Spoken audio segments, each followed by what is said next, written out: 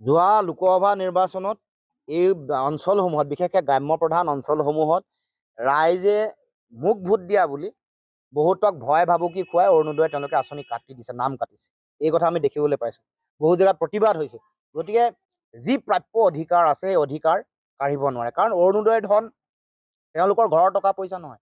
এয়া জনতাৰ কৰ কাটল, আমাৰ খাজানা, আমি দিয়া বিভিন্ন টেক্স, বিদ্যুতৰ যি কৰ বা বিভিন্ন ধৰণৰ কৰ কাটলে আমি এই টকা পইচা তেওঁলোকে অৰুণোদয় পাইছে। গতিকে যি অৰুণোদয় তেওঁলোকে কাটিবলৈ চিন্তা চৰ্চা কৰিছে এইটো বন্ধ কৰিব লাগিব।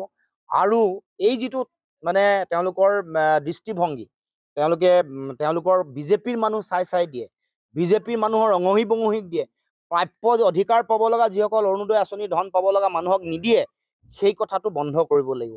এয়া ধন বিজেপিৰো ধন নহয়, এয়া বিধায়ক বা মন্ত্ৰীৰ ধনো নহয়, এয়া ৰাইজৰ ধন, জনতাৰ ধন, যি উপযুক্তভাৱে পাব, যি অৰ্থনৈতিকভাৱে পিছপৰা, যি পাব লাগে প্ৰাপ্য অধিকাৰ আছে, কাৰোবাৰ ল'ৰা ছোৱালী নাই, কোনোবাই হাজিৰা কৰি খায়, তেওঁলোকে পাব লগা অৰুণোদয়ৰ ধন পাব লাগিব। এইটো মুখ্যমন্ত্ৰী তেওঁৰ ঘৰৰ ধন নহয়, নাই ৰাজকোষৰে ধন হয়, এইটো জনতাৰ ধন হয়, এইটো মুখ্যমন্ত্ৰীৰ ধন নহয়। ৰাজকোষটো উদঙে কৰিলে, সেইকাৰণে ইমান 1,52,000 কোটি টকা তেওঁলোকৰ ঋণৰ বোজা, ঋণৰ বোজা।